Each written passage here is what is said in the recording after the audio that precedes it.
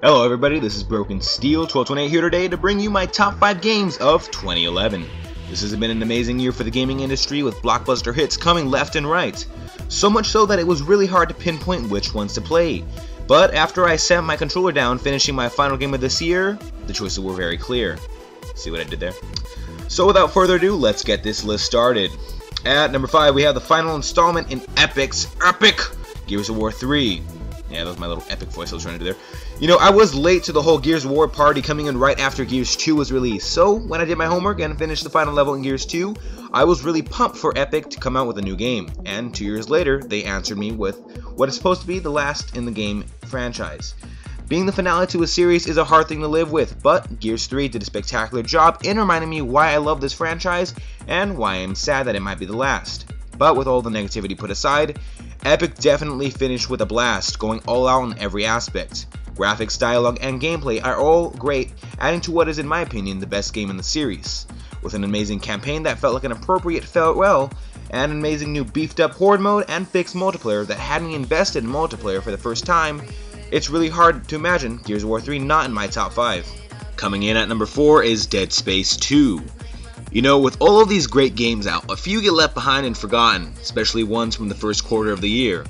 One of these that definitely won't be forgotten is Dead Space 2.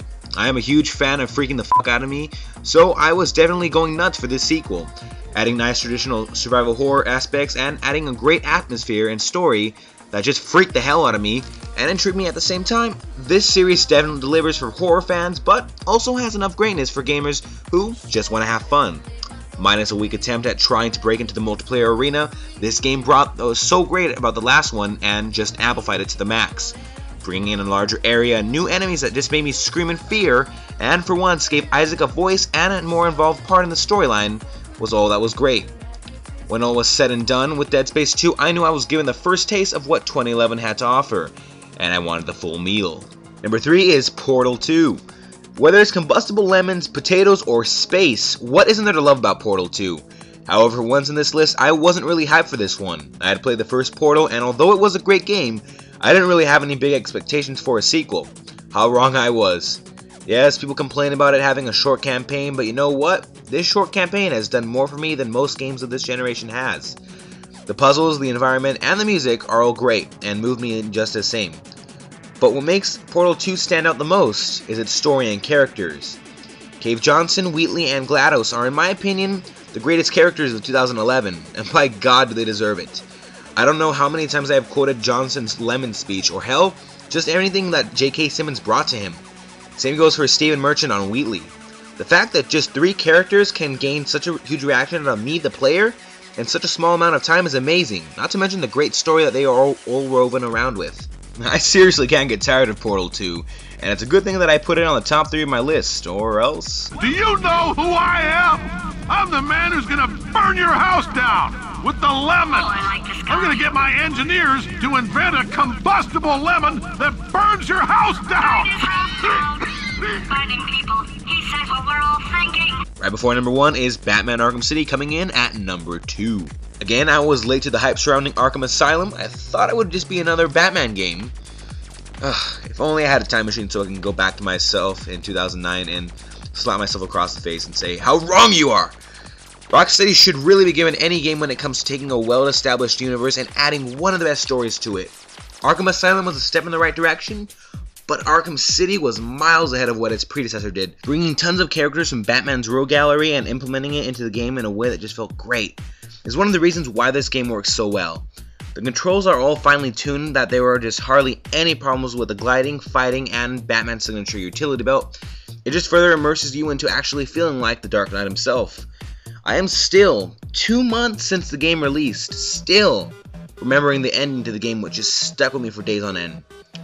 Batman Arkham City is the best superhero game of all time and one of the best games of the year. Finally, we are at number 1, The Elder Scrolls V Skyrim. And although I have not reviewed this game yet, yes I know, shame on me, I can tell you this. I thought back in 2008 while roaming the Capital Wasteland in Fallout 3 that I had played the perfect, most immersive, and awesome game of all time. My love for Fallout and Bethesda brought me to want to review games, hence my YouTube name Broken Steel.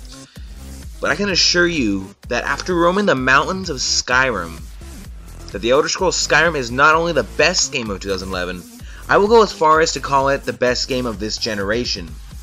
The world of Skyrim is enormous. I have spent over 150 hours in it, and still there is tons of more stuff to do.